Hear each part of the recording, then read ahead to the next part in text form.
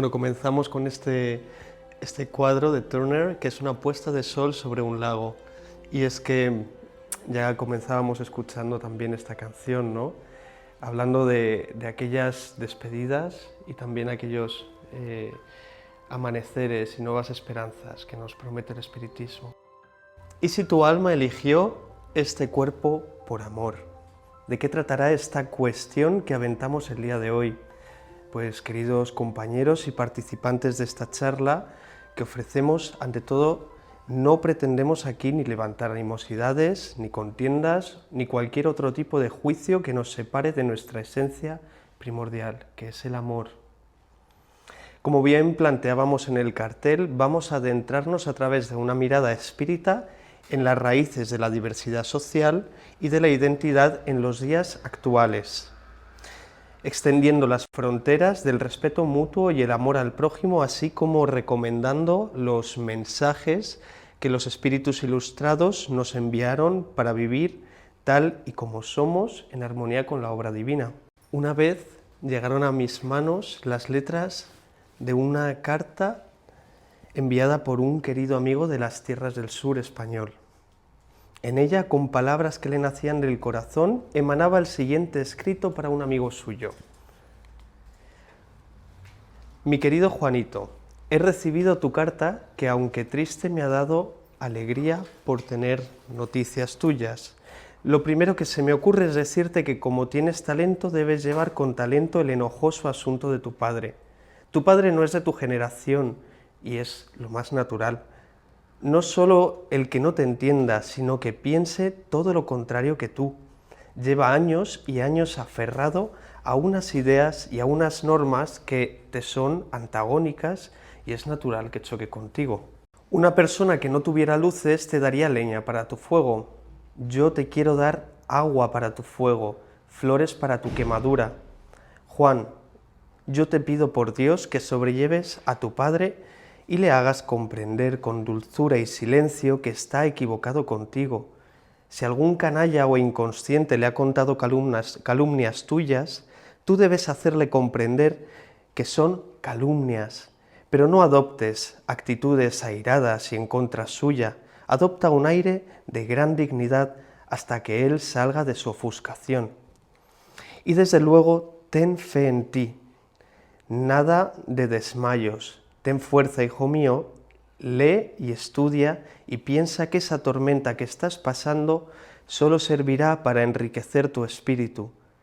Tú vales mucho y tienes que tener tu recompensa. Piensa en lo que puedas hacer y comunícamelo enseguida para ayudarte en lo que sea, pero obra con cautela. Estoy muy preocupado contigo, pero como te conozco, sé que vencerás todas las dificultades, porque te sobra energía, gracia y alegría, y como decimos los flamencos, para parar un tren. Yo pienso mucho en ti, y esto lo sabes tú sin necesidad de decírtelo, pero con silencio y entre líneas, tú debes leer todo el cariño que te tengo y toda la ternura que almacena mi corazón. Juan, es preciso que vuelvas a reír. A mí me han pasado también cosas gordas, por no decir terribles, y las he toreado con gracia. No te dejes llevar de la tristeza, tienes muchas cosas, y el mundo, aunque nos viera, es hermoso. Bien sabes lo mucho que yo te quiero, y por eso te aconsejo prudencia y bien hacer.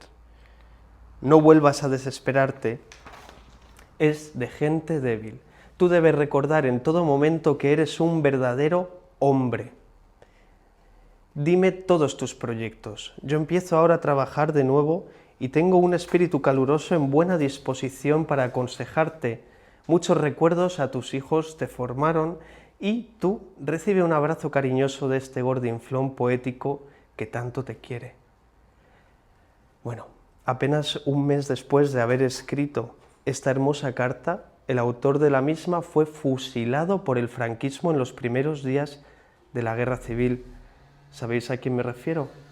Pues esta última carta es de Federico García Lorca, su amigo Juan Ramírez Lucas, el 18 de julio de 1936.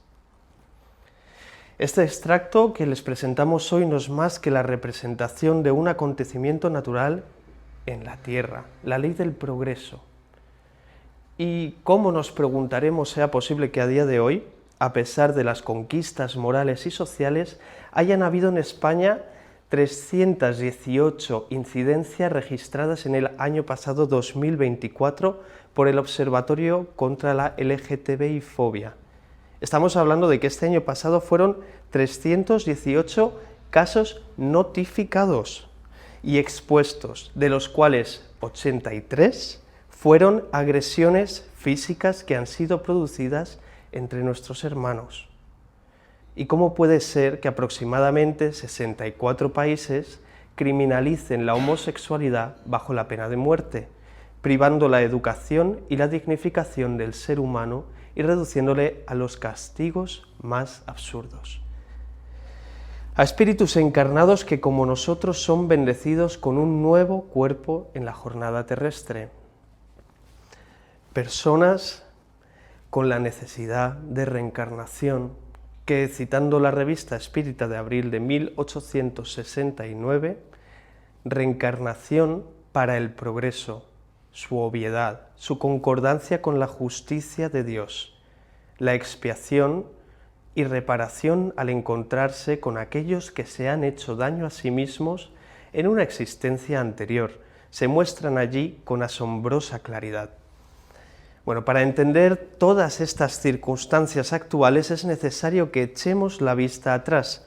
Apenas penetrando un poquito en la visión espírita podemos ver cómo hemos ido evolucionando desde el primitivismo humano a través de los siglos. Bueno, Moisés, por ejemplo, encontrándose en una sociedad poco desarrollada y bastante violenta, hubo de traer la ley de Dios que daría las primeras pinceladas acerca del amor al prójimo, más tarde sublimadas por el Divino Maestro.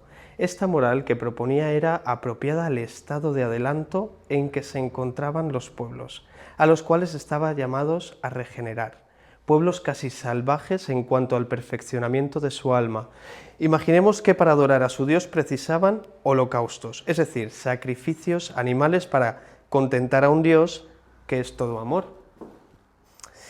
que incluso se enorgullecen al denominarle incontables veces como el Señor de los ejércitos, cosa que nos espanta a día de hoy conociendo acerca de los desastres causados por las guerras. Así fuimos creciendo todos los seres humanos en diferentes partes del globo, estableciendo las normas tradicionales sobre el género y la sexualidad, generalmente conocidas como el sistema de género binario. Sostenían que solo existían dos géneros, el masculino y el femenino, y que cada uno debía corresponder con el sexo asignado al nacer. Según estas normas, las personas debían seguir roles específicos. Los hombres debían ser masculinos, activos y proveedores, mientras que las mujeres debían ser femeninas, pasivas y cuidadoras. Estas expectativas establecían que la orientación sexual normal era la heterosexualidad, así limitando la diversidad en cuanto al sexo biológico, la identidad de género, la expresión de género y las orientaciones sexoafectivas que veremos más adelante. Son normas que tenemos tan integradas que establecen lo masculino como la norma y lo correcto. Alguna vez, en una conversación de cafetería, estas en las que decimos arreglar el mundo sentados en una silla, hemos comentado en algún momento u otro acerca de la concepción de que en algunas culturas las mujeres, si tienen hijos varones, son bendecidas, tanto en el aspecto espiritual como en el material. Mientras que cuando se tiene una hija se arrepienten e incluso los desechan como detritos de la humanidad. Y por supuesto que esta injusticia la resolveremos proponiendo soluciones que se escapan del alcance de nuestro entendimiento y nuestro campo de acción. Y cabría por supuesto resaltar que estas ideas están incluidas en el lenguaje, pues basta observar las diferentes acepciones y usos que se les da a cada género. Siendo esta más que una estructura que permite la comunicación, encontramos idiomas, por ejemplo, como el quechua, que no distingue entre masculino y femenino, sino pone pronombres usando sufijos, o el húngaro, el finés y el estonio, que no definen masculino o femenino, sino lo animado y lo inanimado. Interesante, ¿no? Eliminan esta diferencia de género. A lo largo del tiempo, el sistema de género binario ha sido respaldado y consolidado por las instituciones religiosas, científicas y laborales. Incluso en la Revolución Industrial hay manuscritos súper interesantes que constatan y posicionan tanto un rol como el otro, ¿no? Estas han perdurado hasta mediados del siglo XX, no hace tanto, cuando los movimientos de derechos civiles y feministas comenzaron a cuestionar y a deconstruir estas normas rígidas acerca del género y sexualidad junto al movimiento LGBTI. Tuve una profesora de historia que admiraba mucho durante mis estudios superiores dancísticos, que nos hizo conocer aquella calle donde se situaba nuestro centro de danza. Ella nos decía: el Conservatorio Superior de Danza María de Ávila está situada en la calle Clara Campoamor. ¿Podéis, por favor, investigar quién fue esa mujer? Y si es que acaso no conocéis ni la calle en la que vivís, pues poco más se va a decir de vuestra inteligencia. Así era, ¿no? Realmente era una mujer muy sabia y muy firme. Y cuando investigamos, realmente estas investigaciones no eran para menos. Clara Campoamor es una figura indispensable en la historia de los derechos de las mujeres en España, una defensora incansable de la igualdad de género que llegó a conseguir trasladar el sufragio femenino a España. Así pues, la diversidad de género tuvo sus orígenes en estos primeros hechos feministas, que no llevaban únicamente de su mano a las mujeres, sino a aquellas otredades que habían sido apartadas de la vista social. Se comenzó a visibilizar la homosexualidad como una etiqueta que lo englobaba todo. Al día de hoy, resultando en las siglas que bordan la bandera arcoíris, LGBTI, el colectivo de lesbianas, gays, bisexuales, transexuales, intersexuales y otros tantos colectivos adyacentes. A raíz de todos estos nuevos ideales surgieron estudiosos que comenzaron a desglosar el concepto de la identidad del ser humano en cuanto a las áreas que interactúan entre sí. La identidad de género, la expresión de género, la orientación sexoafectiva y el sexo biológico fue formalizada por el modelo de género, por la doctora Sandra Bem, psicóloga y feminista estadounidense en la década de los 70 en los Estados Unidos. Bem comenzó a introducir su teoría de la androginia psicológica, proponiendo que las personas podían integrar tanto cualidades tradicionalmente masculinas como femeninas en lugar de estar confinadas a un único rol de género. Desglosemos cada una de estas 4 propuestas que nos trae Bem con el fin de comprender el pensamiento sociocultural actual del ser humano en respecto al género. Primero vamos a encontrar el sexo biológico, ¿vale? Este se refiere a las características puramente físicas que nos otorgan para la reproducción humana y está definido por los genitales, los cromosomas y las hormonas sexuales, estos 3 ámbitos, los cuales pueden variar en formas, tamaños, combinaciones, según la constitución biológica de cada individuo. Por lo general, vamos a entender este eje como macho, hembra o intersexual. La bióloga y teórica feminista Anne Fausto Sterling, de hecho, hace poco propuso este modelo de 5 sexos en su influente ensayo The 5 Sexes, Why Male and Female Are Not Enough, ¿no? Los 5 sexos, por qué el hombre y la mujer no son suficientes. Otra investigación, además, que junto con estos avances en la genética y la endocrinología han identificado varias condiciones intersexuales entre ellas. No sé si conocéis la intersexualidad, pero son aquellos sexos que tienen genitales ambiguos o características ambiguas, están entre medias. Por ejemplo, tenemos el síndrome de la insensibilidad de los andrógenos, o AIS, A y S, ¿no? Las personas con A y S tienen genética masculina XY, pero sus cuerpos se desarrollan características femeninas debido a su insensibilidad a las hormonas masculinas. Luego tenemos la hiperplasia suprarrenal congénita, o CAH. Esta condición implica una producción anormal de hormonas sexuales, lo cual puede resultar en genitales ambiguos. Tenemos también el síndrome de Klinefelter, que es el XXY, que este es el más conocido. Son las personas que nacen con un cromosoma sexual adicional, lo que genera características biológicas atípicas. ¿Vale? También en la actualidad se ha desechado esta palabra de hermafrodita, pues esto hace referencia a las plantas. Se utiliza en el vocabulario de la sociedad actual la palabra intersexual. Y por último también tendríamos el síndrome de Turner, o X0, y afecta a las personas que nacen con un único cromosoma X, en lugar de dos cromosomas sexuales típicos. Veamos qué variedad, ¿no? Simplemente pensamos que era macho y hembra y encontramos este despliegue a nivel científico ya directamente. Vemos también luego la expresión de género.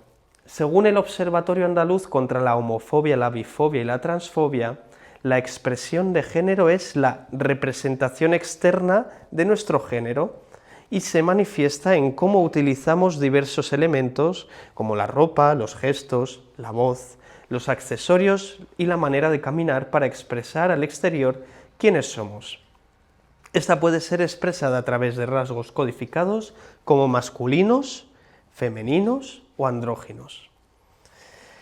John Money, el psicólogo y sexólogo estadounidense, acuñó en los años 50 conceptos como el rol de género, en los que describe la expresión de género como un conjunto de comportamientos y actitudes asignados a cada género por la sociedad. De hecho, posteriormente, Judith Butler planteó que el género no es algo que se es, sino algo que se hace, algo que se actúa y expresa constantemente, lo cual ayudó a explicar cómo las personas usaban esta expresión de género para comunicar quiénes son y cómo desean ser percibidas. Bueno, estas figuras serán conocidas, ¿no? Tenemos aquí a David Bowie, que en la música ya hizo estas influencias, ¿no? Rompiendo la expresión de género, Marlene Dietrich, también que en el cine empleara una estética andrógina, demostrando que la expresión del género puede ser versátil y creativa. Incluso en la moda, diseñadores con Yves Saint Laurent contribuyeron a romper las barreras al popularizar el traje de pantalón femenino en los años 60, un símbolo que ayudó a desdibujar los límites entre lo masculino y lo femenino. Por otro lado, tenemos el término identidad de género. Este se refiere al sentido interno y profundo de una persona sobre si es hombre, mujer o una combinación de ambos, ninguno o algo distinto, independientemente del sexo asignado al nacer. Es una característica únicamente psicológica. Y esta, en la sociedad contemporánea, la distinguimos principalmente entre dos condiciones psicológicas, el cisgénero y el transgénero. Cisgénero se refiere a todas las personas cuya identidad de género coincide con el sexo asignado al nacer, establecidos en el axis hombre-mujer. En cambio, el término transgénero abarca a todas aquellas identidades de género que no coinciden con el sexo asignado al nacer. También encontramos términos como no binario y agénero, que describe personas que no se identifican con el binarismo de género. ¿Vale? Todo esto es el englobe que está pasando en los días de hoy, ¿no? A nivel social. Eso es súper interesante. Pues finalmente vamos a encontrar también otra parte más, que es la orientación sexoafectiva. Esta orientación sexoafectiva se refiere a la atracción sexual o afectiva que una persona experimenta hacia otras. Uno de los estudios más influyentes en el campo de la orientación sexoafectiva fue la escala de Kinsey, que desarrollada en 1948 por el biólogo estadounidense Alfred Kinsey y su equipo en el marco de la investigación sexual de la Universidad de Indiana. Esta escala va del 0, que es exclusivamente heterosexual, al 6, que es exclusivamente homosexual. Posteriormente también se identificaron o se ha añadido esta identificación de asexual. Y esto ya desafió las normas de la época al proponer que la orientación sexual no es rígida ni binaria, sino una gama diversa de experiencias. Pero, ¿qué está pasando a día de hoy? ¿La sociedad se halla descontrolada y perturbada? Hay esta pregunta que a veces algunos se hacen, ¿y es que acaso el ser humano va a dejar de reproducirse? No, pues se abren también esta sinfín de preguntas. ¿Acaso todo viene de una sociedad materialista? ¿Y qué podemos hacer desde este reducido conocimiento personal, no? Pues es que la realidad, como siempre, es mucho más compleja y lastimosamente hay conductas en las que aún, hablando de la diversidad, se falta al amor al prójimo y se ensalza el orgullo y el amor propio. Nos perdemos en vicios que nos acompañan durante siglos y que descorazonan a los seres humanos que encarnan con esperanzas de amar libremente, a través de conductas pervertidas, encontrándose carentes de ejemplos significativos y dignificantes de la raza humana en todas sus dimensiones.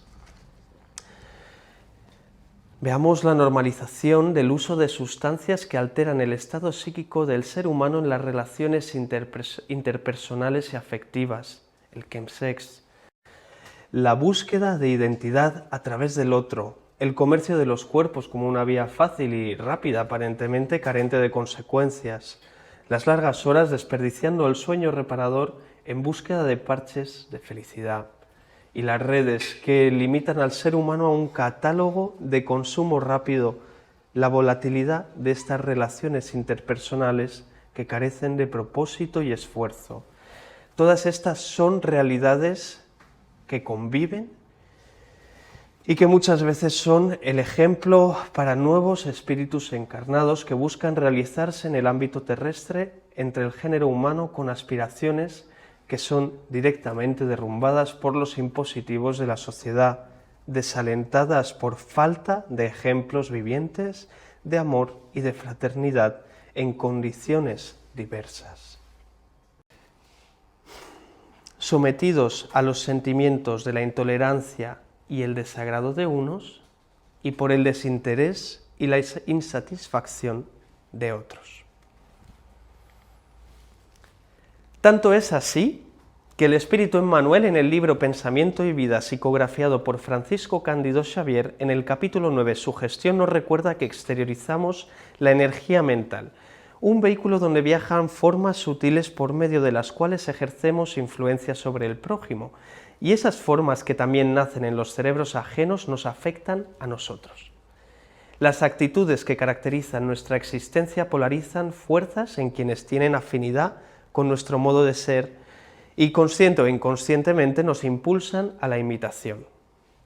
Fijémonos si es importante el tener puntos de referencia que sean de inspiración aún más para aquellos quienes carecen de estos. Por gracia de la divina providencia, el espiritismo nos revela continuamente las bienaventuranzas y buenas nuevas que nos trae un mensaje esperanzador. La sociedad contemporánea enfrenta nuevos desafíos para ampliar los rangos de tolerancia, equidad y respeto, valores esenciales para construir un mundo más justo. Desde la perspectiva espírita, estas cuestiones se fundamentan en la igualdad espiritual de todos los seres humanos, el reconocimiento de sus diferencias y la comprensión de sus roles complementarios en la vida terrenal y espiritual no exenta de esfuerzo propio. Vemos en el libro de los espíritus que Allan Kardec pregunta, en la pregunta número 803, dice si los hombres son todos iguales ante Dios, y los espíritus en su sabiduría confirman y consuelan el corazón diciendo que sí, que todos tienden hacia ese mismo objetivo y Dios ha creado sus leyes para todos. Kardec reflexiona acerca de que todos los seres humanos están sometidos a las mismas leyes naturales y que nacen con esas mismas fragilidades y enfrentan iguales pruebas al final de la vida. Esto implica que no existe superioridad natural entre los hombres por nacimiento o muerte, sino que todos son iguales ante Dios.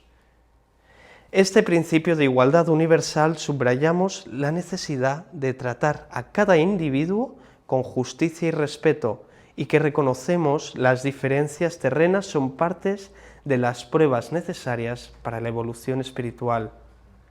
El libro El Consolador de Emmanuel enfatiza en la pregunta 56 que aunque los derechos espirituales de todos los hombres son iguales ante Dios, las desigualdades terrenales responden a méritos y esfuerzos individuales, y afirma: la concepción igualitaria absoluta es un error grave de los sociólogos. Más adelante continúa diciendo que existe una igualdad absoluta de los derechos de los hombres delante de Dios en la conquista de la sabiduría y del amor, a través del cumplimiento sagrado, deber del trabajo y del esfuerzo individual. Esto nos sugiere que la equidad no significa homogeneidad, sino un reconocimiento de estas diferencias individuales como partes del diseño divino para el progreso, entendiendo los escalones, esta inmensa escalinata, ¿no?, que podemos imaginarnos que vamos ascendiendo y que cada uno de nosotros en esta tierra estamos compartiendo diferentes fajas o franjas, ¿no? El espiritismo realmente nos enseña esta responsabilidad igualitaria entre hombres y mujeres en el seno de la familia y la sociedad. De hecho, según Emmanuel, en la pregunta 67 del Consolador, dice que el hombre y la mujer son portadores de una responsabilidad igual en el Sagrado Colegio de la Familia. Sin embargo, señala que el espíritu masculino, históricamente intoxicado por el abuso del poder, ha perjudicado la posición moral de la mujer a lo largo de sus múltiples existencias. Este análisis refuerza la necesidad de valorar las contribuciones del alma femenina y promover su libertad desde una perspectiva moral y espiritual. Sin embargo, Emmanuel también alerta sobre los peligros de algunas corrientes feministas modernas que podrían desviar a la mujer de su misión espiritual, diciendo: la ideología feminista de los tiempos modernos, con sus diversas banderas políticas y sociales, puede ser un veneno para la mujer descuidada en sus grandes deberes espirituales. Si existe un feminismo legítimo, ese debe ser el de la reeducación de la mujer para el hogar, nunca para una acción contraproducente fuera de él. Y es que este mensaje no busca reducir para nada a la mujer al hogar, pero recordar su papel unificador y de compromiso en el hogar como esenciales en el plan divino. Y muchas veces confundimos estos movimientos libertadores con ideales radicales que nos eximen de nuestras responsabilidades dentro de este núcleo. Y a ninguno de los miembros, el feminismo no ha de igualar libertad con irresponsabilidad, sino ha de transformarse hacia la ejemplificación de la elevación moral. Recordemos esta pregunta 818 del Libro de los Espíritus, donde los guías espirituales nos explican que la inferioridad moral de la mujer en ciertas regiones no es inherente a su naturaleza, sino a un resultado del dominio injusto del hombre. Dice: es un resultado de las instituciones sociales y del abuso de la fuerza sobre la debilidad. En los hombres poco adelantados desde el punto de vista moral, la fuerza constituye el derecho. Este reconocimiento revela que las desigualdades son producto de estructuras sociales y culturales, y no de un designio divino, lo que invita a transformarlas a través de una mayor conciencia moral. Vale. El espiritismo también aborda la diversidad sexual y de género como parte del plan divino para la evolución espiritual de todos los seres. Según el libro Sexo y Destino, André Luis explica que las almas se pueden reencarnar como homosexuales o bisexuales como expiaciones o pruebas necesarias para su perfeccionamiento. Félix también explica que estas experiencias permiten aprender, superar prejuicios y desarrollar virtudes, subrayando que el alma nunca reencarna con el propósito de hacer el mal. El mismo libro explica que la justicia divina no discrimina entre normales y anormales, según estos estándares terrenales.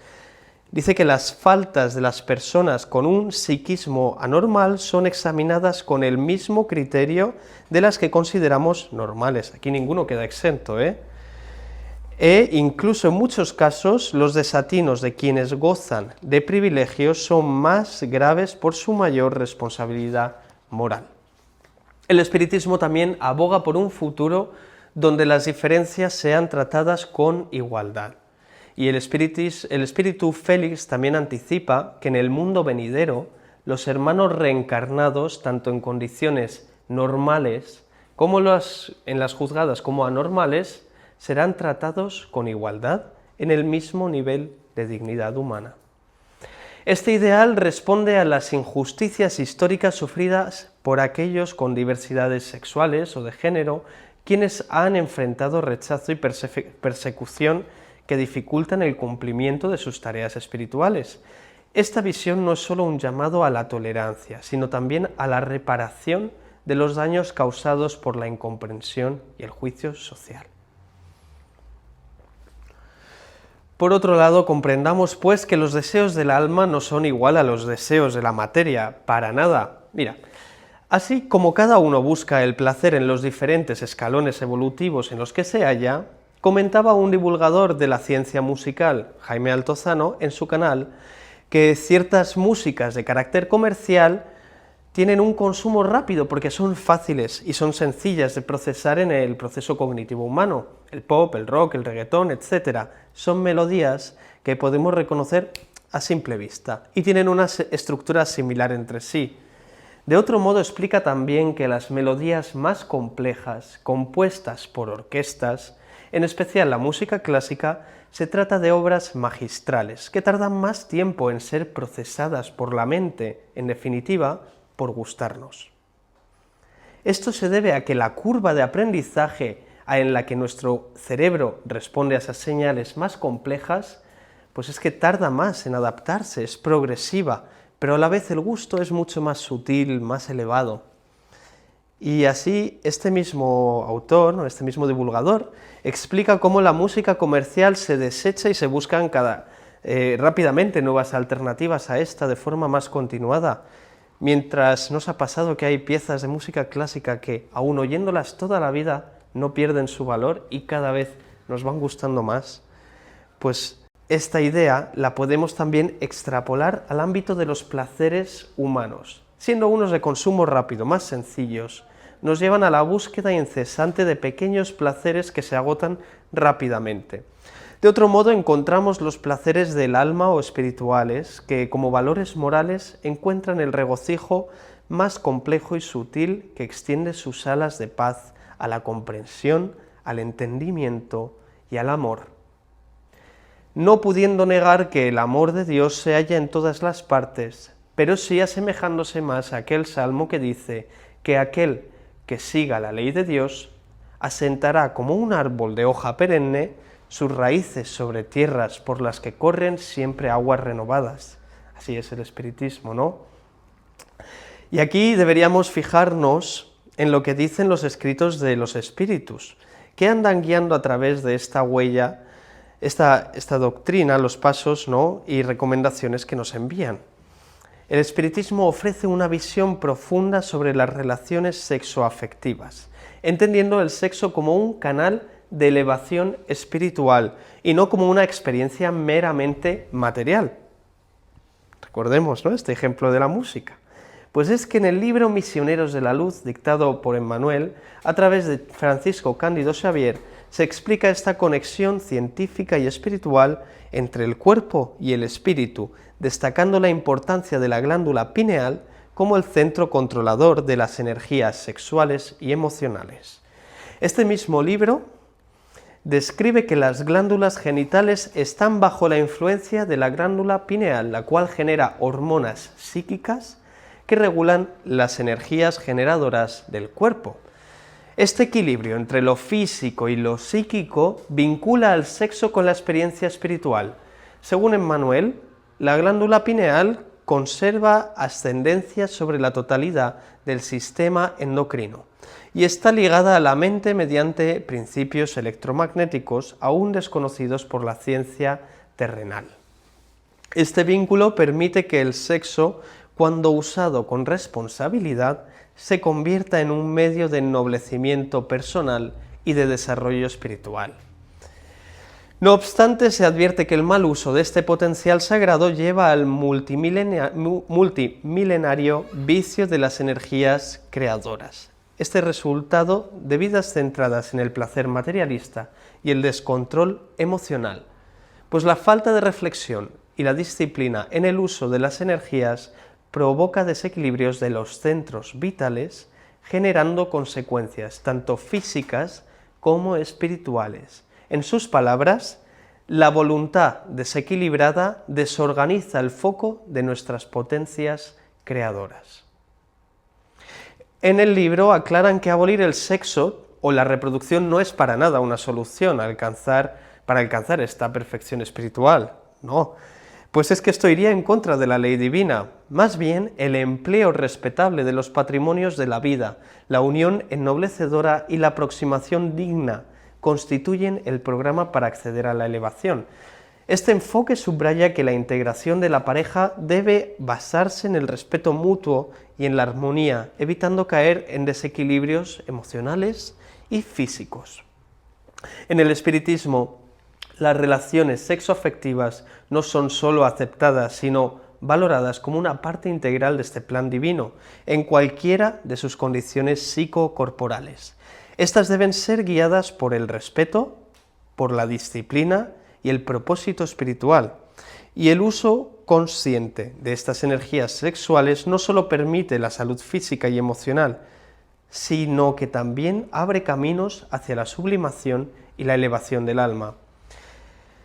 La falta de virtudes y la incapacidad de controlar nuestras emociones negativas nos conducen a enfermedades que afectan tanto el cuerpo como el alma. A ver, este es un pequeño mensaje que lanzamos a los hijos de la diversidad y que, naciendo y renaciendo en cuerpos diferentes que desarrollan diversas experiencias de vida, vosotros que buscáis la verdad en el Divino Maestro, recordad que en todos los ámbitos del globo siempre hay personas, gente que se trabaja y se responsabiliza de sí misma. En consecuencia, las leyes divinas. Quizá no te sientas en sintonía con la gente de tu alrededor y lo que constituye la normatividad del siglo XXI no sea lo que realmente aspiras. Descansa en el porvenir, pues hay otros espíritus encarnados que al igual que tú también esperan su lugar y se comprometieron con la misión de la alabanza al nuevo mundo de amor, de paz, de conocimiento. Da igual en el momento o circunstancias en las que te encuentres, confíe y avance seguro de sí. Nosotros, espíritus encarnados, somos esta continuación de tantas otras personas que caminaron antes que nos para el porvenir de los derechos humanos. Y a vosotros, espíritas. ¿No nos indicó Kardec que la única salvación sería la caridad? ¿No fue suficientemente claro el mensaje de Jesús de ayudar a aquellos que lo necesitan, independientemente de su clase, de su raza, de la circunstancia en la que se encuentre? ¿Acaso no somos todos hermanos en Dios? Tendamos, pues, puentes de amor, evitando la discriminación y el juicio contra nuestros hermanos, siempre aconsejando las leyes divinas expuestas por los espíritus a través de la codificación de Kardec. Seamos perfectos con nosotros mismos y exijámonos, no señalando o apuntando el dedo a quienes se encuentran en otros estadios de aprendizaje. Toda la sociedad, sin excepciones, precisa de nuestro amor, más comprensión, y faltos de luz de conocimiento, en especial para aquellos que yerran por el mundo con sus ya dolorosas circunstancias, sin encontrar alivio a sus aflicciones, por favor, seamos su luz. Llegará el momento en que todas las criaturas comprendan estas máximas dadas por el Cristo, pero nos compete a nosotros alumbrar las primeras sombras de la ignorancia, las que tenemos más cerca. Conquistémonos primero para ejemplificar después. Que el amor de Dios sea siempre con ustedes en sus corazones, pues cuando éste nos falta, acaba por influir directamente en nuestro estado de salud.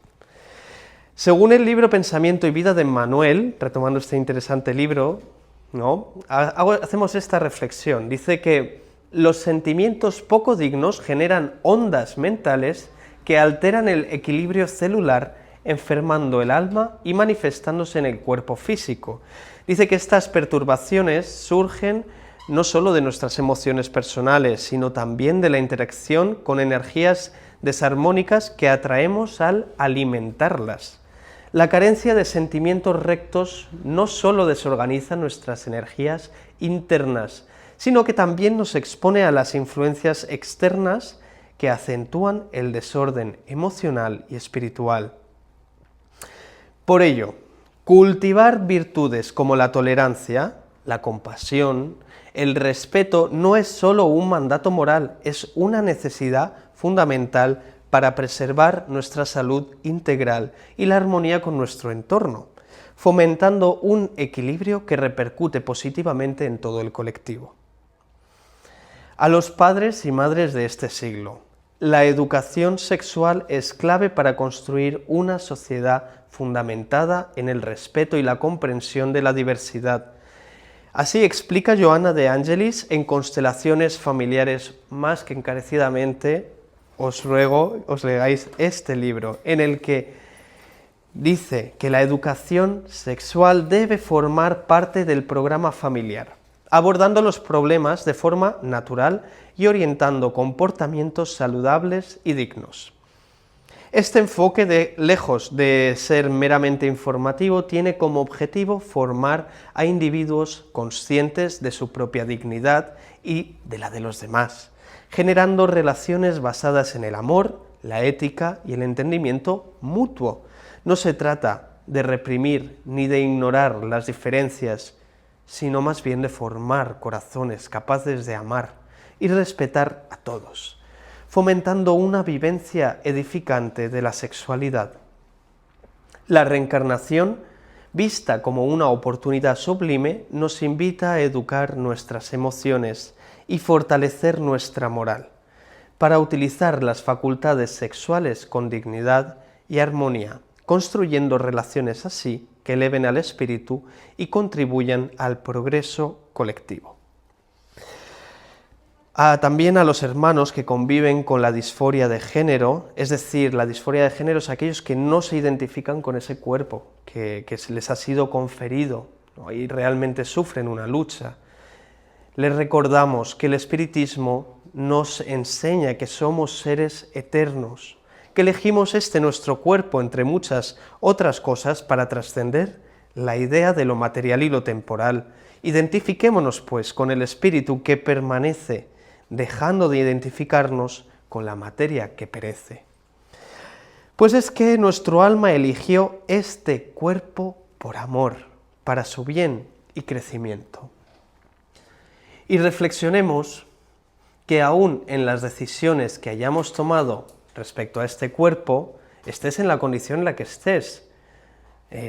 Dios nos ama a todos, como una madre que ama a sus hijos y entiende que para alcanzar la madurez psicológica habrán de tomar decisiones muchas veces erradas, y cuando volvemos como hijos arrepentidos, ella nos mira con esa dulzura, ofreciéndonos incansablemente su amor y consejo. Y ya un recordatorio común a todos es que en el libro de los Espíritus, en la pregunta 822, se nos enseña que siendo iguales ante la ley divina, debemos serlo también ante las leyes humanas, practicando el principio básico de justicia y eliminando las filas de odio que se señalan desde ambos lados de las barricadas de la enemistad y el rencor. cualquiera, pues no hagas a los demás lo que no querrías que te hicieran. Con humildad, respeto y amor avanzaremos hacia un mundo en el que el mérito espiritual sea el único criterio de diferenciación entre los hombres. El mérito espiritual, fortaleciendo esta gran familia universal de los hijos de Dios, donde las diferencias son vistas como oportunidades de enriquecimiento mutuo, donde podremos finalmente ejercer el libre albedrío en formas más armoniosas de nuestra existencia bajo la bandera de la libertad, la propuesta por Cristo. Así pues, recitaba García Lorca, en la bandera de la libertad bordé el amor más grande de mi vida. Yo soy la libertad, herida por los hombres. Amor, amor, amor y eternas soledades. Amas a la libertad por encima de todo, pero yo soy la misma libertad. Doy mi sangre, que es tu sangre, y es la sangre de todas las criaturas. No se podrá comprar el corazón de nadie. Ahora sé lo que dicen el ruiseñor y el árbol.